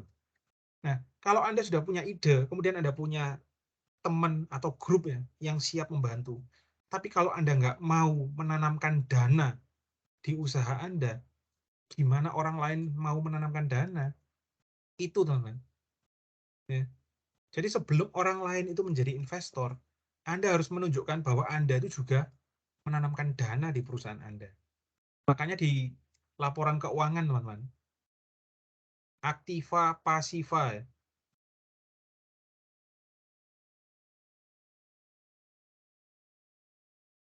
Aset lancar, aset tetap, ya. Liabilitas, jangka pendek, jangka panjang, kemudian ekuitas. Kan gini ya, teman-teman. Ekuitas ada dua, modal saham. Ini dari sini. Dan yang kedua ada agio saham dan sebagainya. Anak akuntansi harus tahu. Ya. Jadi kalau perusahaan itu hanya ekuitasnya hanya mengandalkan dari orang eksternal perusahaan tanpa mereka itu tidak menitipkan dana mereka, jangan berharap, teman-teman, perusahaan Anda mendapatkan investor eksternal yang banyak. Gitu, teman-teman. Ya. Itu contohnya ya, teman-teman ya. Oke. Nah, kebanyakan investor startup saat ini adalah mereka ini, teman-teman. Mereka tidak mudah tertarik dengan ide-ide ini, teman-teman. Nggak cuma tertarik ke ide, teman-teman. Kalau cuma ide aja ya semua bisa. Mungkin mereka ngomong seperti itu. Ya. Jadi Anda harus ini, you need to provide. Anda harus menyajikan bentuk-bentuk bukti yang mengindikasikan bahwa market produk Anda itu sudah fit sebelum Anda mau menarik investor lain masuk ke perusahaan Anda atau mengalami atau berpengalaman di usaha Anda. Ini penting sekali, teman. Jadi dia bilang, kenapa every entrepreneur itu investor?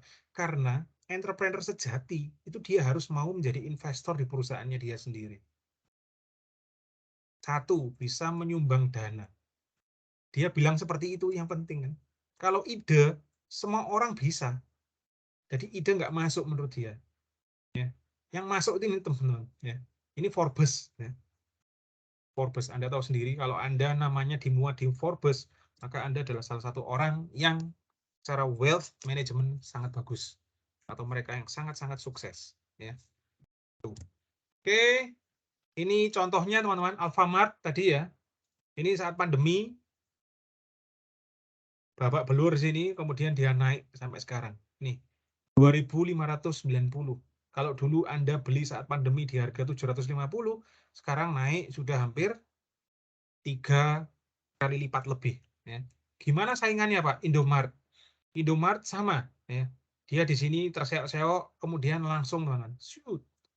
Cuman nggak terlalu setinggi Alfamart. Indomart dari 3.200 ke 3.700. Ini harga saham kemarin, teman-teman. Ya. Kalau perusahaan digital, Pak, yang sekarang lagi rame, Goto. Ya, teman-teman, Goto. Perusahaan digital masih belum kelihatan, teman-teman, ya, di Indonesia. Dia seperti ini. Jadi kalau dibuat garis seperti ini. Awalnya dia di angka 390 kalau nggak salah dijual ya. Sekarang 204 saja. Lagi turun. Gojek, Tokopedia, padahal ini perusahaan keren-keren. Gojek, Tokopedia, semua orang pakai. Kenapa Pak kok turun? Saya kasih contoh yang lain, teman-teman. Bank Jago, kode sahamnya Arto. Ya. Sekarang 5.000. Dulu waktu pandemi, teman-teman, habis di sini. Kemudian naik. Nah, ini ada satu, ini kasus contoh pribadi, teman-teman. Saya nih. Saya punya saham ini, Arto. Saya beli di sini, teman-teman. Di titik ini. Kurang lebih di harga sekian ya. Saat naik ke sini, broker saya sudah bilang, Mas Renal, tolong dicek. Karena sebentar lagi akan terjadi hal yang seperti ini. Sama seperti Goto. Ya. Nah, setelah saya dikontak, saya bilang, saya posisi di Korea, teman-teman ya. Karena ini kan di tahun ini. Saya bilang, oke, nanti saya cek. Nah, saya lupa, teman-teman. Lupa sampai sekarang. Jadi angka saham saya beli di sini, sekarang di sini, teman-teman. Bayangkan, dari sekitar 17.000, sekarang menjadi 5.500. Berapa besar kerugian saya? Besar sekali, teman-teman. Cuman kerugian ini akan saya akui rugi kalau saya sudah jual sahamnya.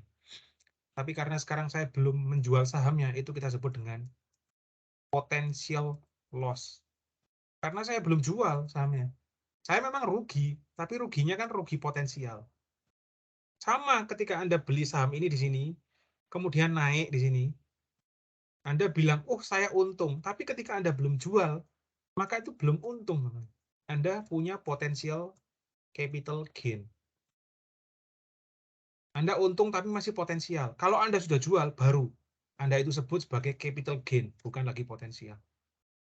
Nah, saya sedang berharap, apakah ini bisa rebound?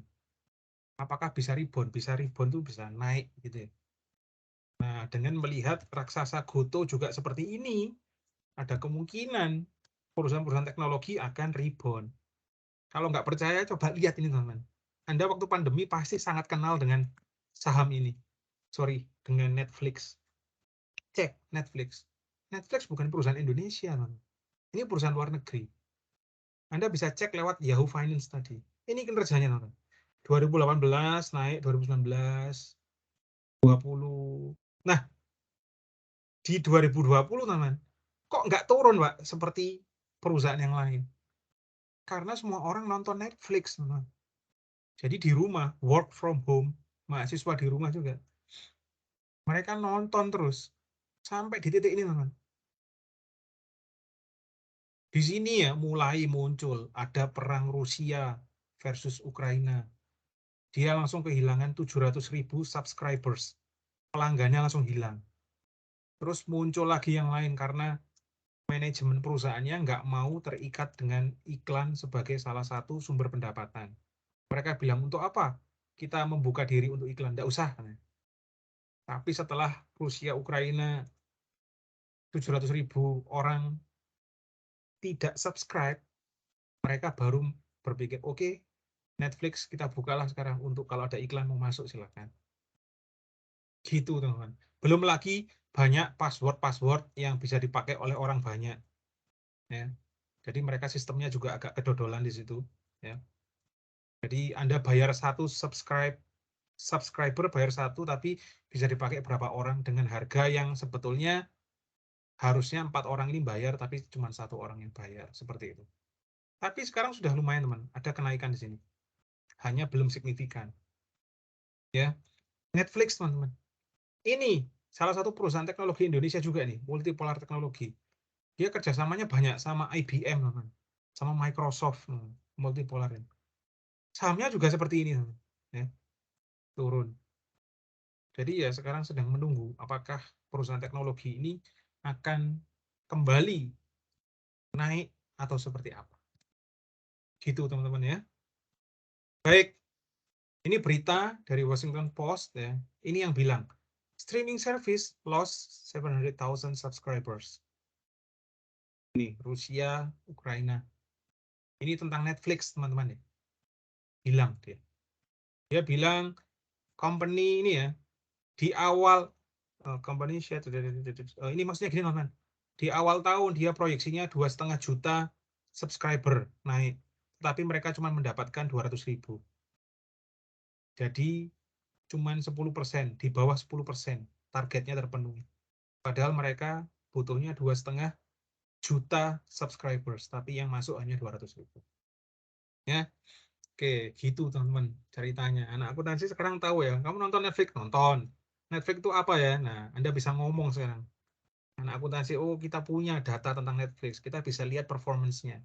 Anda bisa tahu profit-nya berapa, revenue-nya berapa, loss-nya berapa. Gitu, teman-teman. Ya. Oke. Kalau kripto gimana? Cryptocurrency, teman-teman, dulu pernah ditolak di Indonesia. Ya. Ditolak dulu, nggak pernah bisa. Kenapa? Karena pemerintah hanya meyakini bahwa rupiah itu adalah sebagai sarana pembayaran yang sah di Indonesia. Karena kita punya undang-undangnya. Ya, jadi why itu karena ini. Terus kemudian sudah sah, teman-teman. Sekarang sudah sah di bawah Bapepti. Ya. Bukan di bawah pasar modal ya, cryptocurrency. Tapi di bawah pasar perdagangan efek, berjangka, dan komoditas. Jadi dia di bawah Bapepti. Bukan di bawah pasar modal dia. Sampai sekarang produk dari cryptocurrency sudah hampir 400 di Indonesia. Termasuk Bitcoin, Ethereum, ya. Ada juga yang Litecoin, dan banyak sekali, ada 400. Jadi di Indonesia sekarang sudah sah, teman-teman, Bitcoin. Dulu masih belum sah. 2017 tuh ditolak semua. Sekarang sudah sah. Jadi kalau teman-teman mau invest di cryptocurrency boleh lihat ya. Jangan gerasa-gerusu, lihat dulu produknya seperti apa. Ya. Kalau Anda kemarin baca berita ya, Anang Hermansyah, suaminya Asyanti gitu ya, ditolak teman-teman. Dia mendaftarkan Bitcoinnya, koinnya ditolak karena belum memenuhi 1 atau 2 syarat, saya lupa.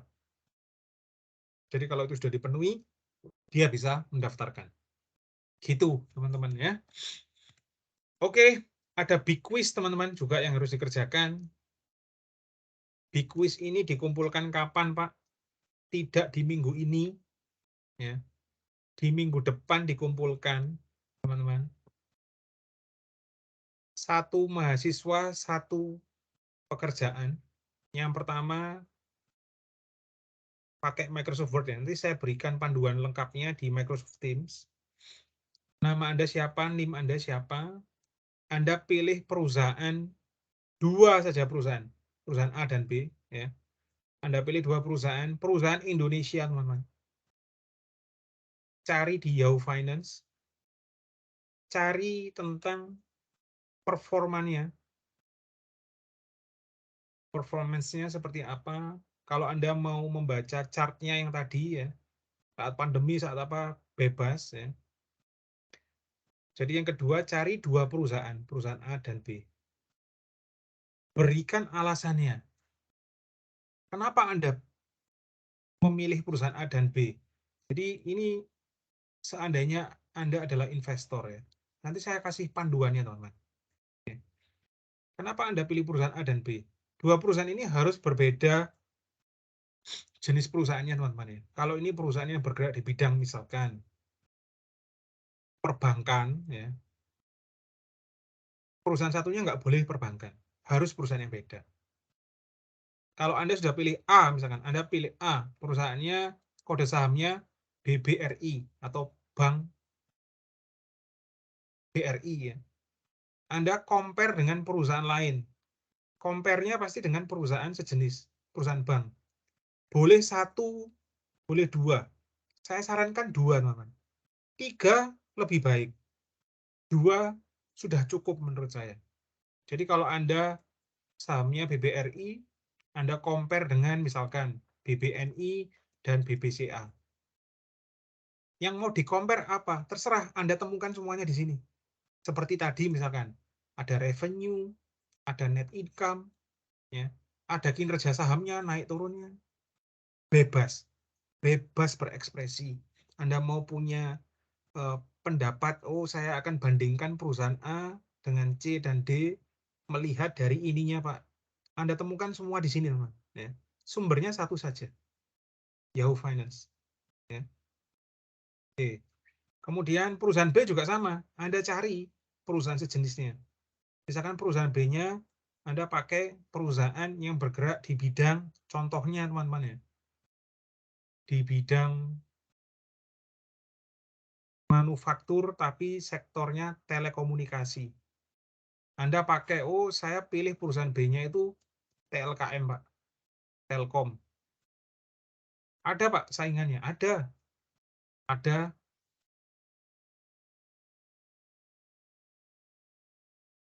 Excel, ada Indosat. Bandingkan. Apanya dibandingkan? Cari di sini. Bebas berekspresi. Ya. Anda tuliskan, saya ingin tahu sejauh apa pola pikir Anda sebagai investor kalau Anda itu bisa membeli perusahaan-perusahaan seperti ini. Ya. Kemudian konklusinya apa? Jadi kesimpulannya apa? Jadi kesimpulan ini mengarah pada perusahaan A dan B. Kenapa saya pilih ini? Setelah saya membandingkan dengan perusahaan ini, maka saya memilih perusahaan ini dengan catatan, 1, dari sudut pandang apanya, 2, dari sudut pandang apanya. Bebas teman-teman. Jumlah halaman tidak ada, bebas. Mau berapa halaman pun bebas, tapi jangan terlalu banyak ya. Jangan terlalu banyak itu maksudnya bagaimana? Mungkin teman-teman, mungkin menurut saya 6 halaman itu banyak sekali. Ya. Mungkin 2 halaman atau 3 halaman cukup. Anda ketik nanti. Ya. Anda boleh pakai tabel membandingkan ya. Saya pilih perusahaan A, saya bandingkan dengan perusahaan B dan perusahaan C. Kemudian perusahaan kedua, saya pilih perusahaan X, saya bandingkan dengan Y dan Z. Pakai tabel. Boleh, bebas. Teman-teman, saya bebaskan Anda berekspresi. Ya. Tetapi pola pikirnya harus jelas. Ya. Menggunakan Yahoo Finance, saya menggunakan, kalau Anda ingin menggunakan misalkan, Pak, saya lihat dari EPS-nya. Di Yahoo Finance mungkin ada EPS, teman-teman. Ini kan belum diajari sama Pak Renal, sama Pak Rino belum, sama Bu Fitri belum. EPS itu apa ya? Anda mau lihat di Google, boleh. Earnings per share. Berarti satu lembar saham itu bisa memberikan laba berapa ke Anda. Kemudian Anda ngomong, oh Pak, karena EPS-nya perusahaan ini lebih tinggi daripada perusahaan yang itu, maka lebih bagus. Kenapa? Karena laba per lembar sahamnya tinggi, Pak. Dibandingkan dari tahun-tahun sebelumnya. Wah, Anda boleh berekspresi. Bebas, teman-teman. Ya. Ini kuis besar dari saya, teman-teman. Ya. Jadi Anda nanti dikasih waktu untuk mengerjakan di rumah. Proyek di rumah. Selama kurang lebih 1 minggu, teman-teman. Ya. Jadi minggu depan, Anda harusnya masuk online untuk kuis besar, tapi karena kuis besarnya nanti saya berikan guidelines-nya, panduannya, menggunakan Microsoft Teams, Anda nggak perlu masuk online minggu depan. Jadi minggu depan Anda hanya mengumpulkan saja. Di mana Pak? Di Microsoft Teams. Ya. Nanti saya pakai fitur assignment, Anda tinggal kumpulkan di situ. Ya. Oke, untuk Patrick, ketua kelas, soal kuis besar Patrick, akan saya upload besok malam, Patrick. Jadi saya minta tolong Patrick, besok itu hari Jumat Patrick. Kamu ingatkan saya Patrick, bebas. Mau jam 7, jam 8 malam waktu Indonesia Barat, saya di tag saja. Pak Renal, mohon jangan lupa upload kuis besarnya. Patrick bisa ya? Iya, Pak. Bisa, Pak. Thank you, Patrick. Nah, untuk kuis kecil besok saya upload juga. Kuis kecil mungkin ya saya kasih waktu yang sama dengan kuis besar. Kalau kuis kecil gampang teman-teman. Ya. Tentang yang tadi ya, e-commerce. Oke, selesai kuliahnya teman. Sekarang akan saya buka pertanyaan. Kalau ada pertanyaan silakan.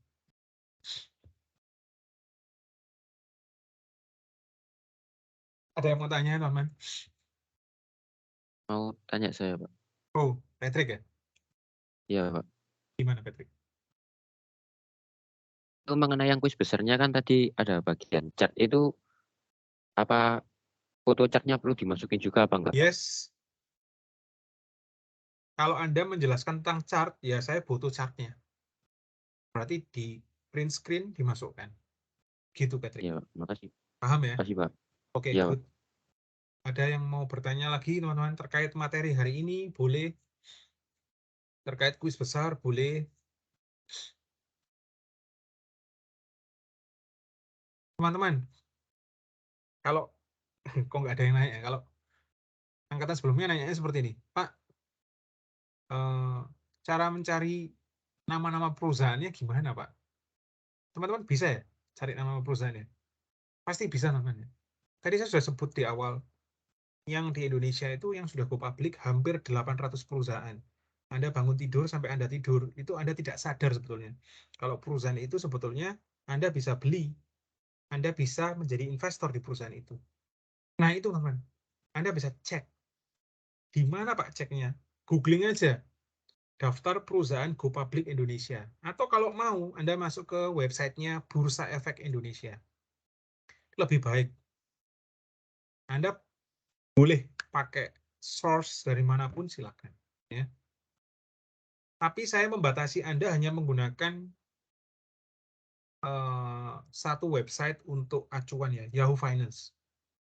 Mungkin nanti di mata kuliah yang lain, kalau Anda ketemu dengan saya, di mata kuliah yang ngomongin membahas tuntas terkait investment analysis, saya akan ajarkan Anda bagaimana cara mengobrak-abrik, mencari data di websitenya Bursa Efek dan membandingkan.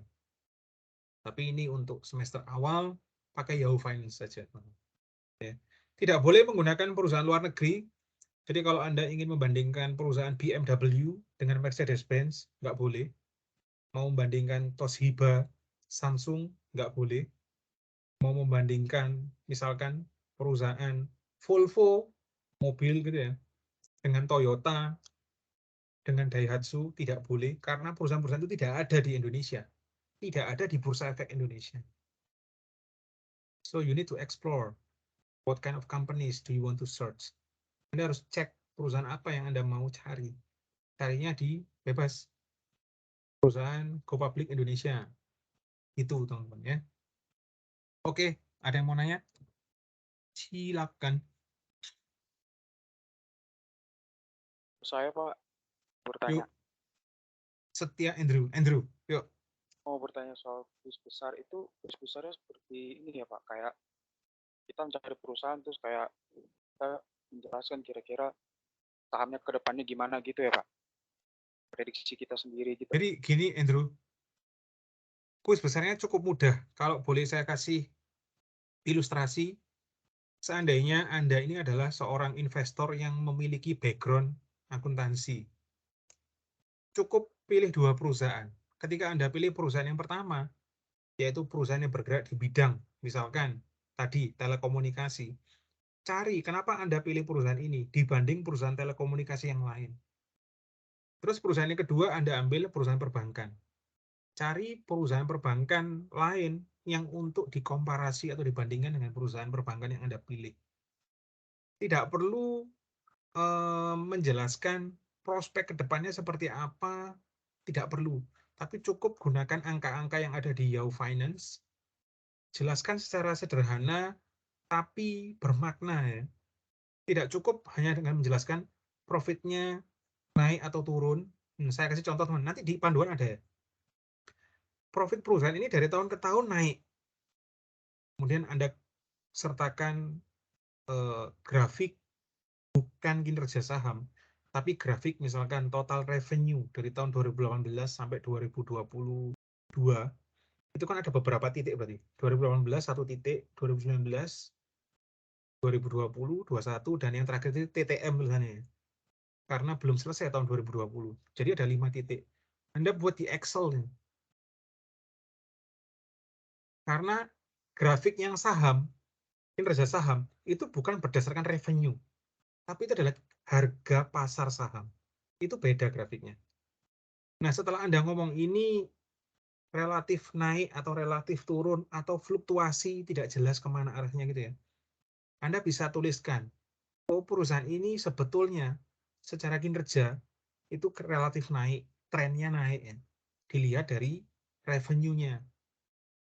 Namun, nah Anda boleh tambahkan, menurut berita tanggal sekian, perusahaan ini mempekerjakan karyawannya di rumah secara besar-besaran karena dianggap akan pilot misalnya. Anda temukan berita itu yang paling baru. Satu berita ditempel di kuis besar Anda, di kertas Anda, Microsoft Word itu boleh. Tapi pakai kalimat Anda ya. Namun tanggal sekian berita ini ngomong bahwa ini. Maka perusahaan seperti ini sebetulnya ya tidak layak. Lebih bagus perusahaan pilihan saya, yaitu perusahaan yang ini tadi. Seperti itu. Tidak perlu menyajikan prospeknya. Andrew, apakah bisa dipahami? Kayak kalau di saham kayak fundamental analisis gitu, Pak. No. Enggak. Oh, Fundamental boleh satu aja ya. Tadi contohnya EPS ya. Earning per share itu apa? Itu kalau dalam ilmu pasar modal kita sebut analisis fundamental. Tapi dalam hal ini tidak usah menyajikan fundamental yang detail seperti apa. Kecuali Anda mau coba pakai satu analisis fundamental saja boleh. Andrew. Nanti saya kasih contoh, oke, Andrew, Pak. di panduannya, di guideline-nya ya. Kalau ada pertanyaan tentang Thank you. guidelines, teman-teman tanyakan lewat Patrick, satu pintu saja. Nanti Patrick yang akan menyalurkan ke saya. Gitu ya, teman-teman. Karena memang teman-teman belum lihat guidelines-nya. Nanti kalau setelah lihat guidelines-nya, teman-teman, oh seperti ini yang diminta Pak Renal. Ini tadi hanya garis besarnya. Ya. Oke, Andrew, thank you. Ada lagi, teman-teman? Terima kasih, Pak. Yuk. Nggak ada?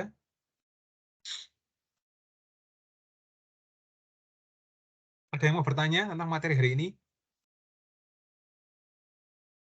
Oke, poin pentingnya, anak akuntansi sudah paham sekarang bagaimana melihat fenomena yang di lapangan berdasarkan sudut pandang accountant. Accountant yang dihubungkan dengan entrepreneur. Tidak semua entrepreneur itu punya toko, teman-teman. Entrepreneur itu adalah orang-orang yang bisa menuangkan ide. Nah, menurut majalah Forbes, adalah investor adalah entrepreneur. Nah, saya posisikan Anda sekarang sebagai investor. Yang paling mudah, cari sahamnya dulu. Tidak usah ngomong tentang ide, idea atau apa tentang perusahaan, tidak usah. Tapi cari perusahaan yang ada di Indonesia lewat Yahoo Finance, kemudian silakan Anda ceritakan ini seperti apa perusahaannya. Cukup, itu aja teman-teman dari saya. Ya. Oke, kalau tidak ada pertanyaan, that's all. Ya. Terima kasih untuk hari ini teman-teman. Minggu depan tidak ada kelas online, tetapi kuis besarnya dikumpulkan. Nanti akan saya tulis jam terakhir jam berapa, silakan dilihat ya. Bukan nanti, tapi besok ya. Patrick akan mengingatkan saya. Silakan dikerjakan masing-masing ya, dengan bagus. Pilihan perusahaan terserah Anda. Saya harapkan teman-teman tidak ada yang sama persis perusahaannya. Maksudnya perusahaan yang dipilih ini, teman lain boleh Pak pakai itu. Ya boleh, tapi mungkin komparasinya kalau bisa beda bagus, teman-teman. Kalaupun tidak bisa, tidak apa-apa, wes. Yang penting cara mendeskripsikan jawabannya pasti beda karena setiap investor punya pemahaman yang beda-beda. Ya. Oke, bebas perusahaannya silakan teman-teman pilih ya, tapi perusahaan Indonesia. Baik. No questions? Tidak ada pertanyaan-pertanyaan? Baik, teman-teman. Terima kasih untuk hari ini ya. kita akan tutup dengan doa, teman-teman. Materi hari ini. Berdoa dipersilakan.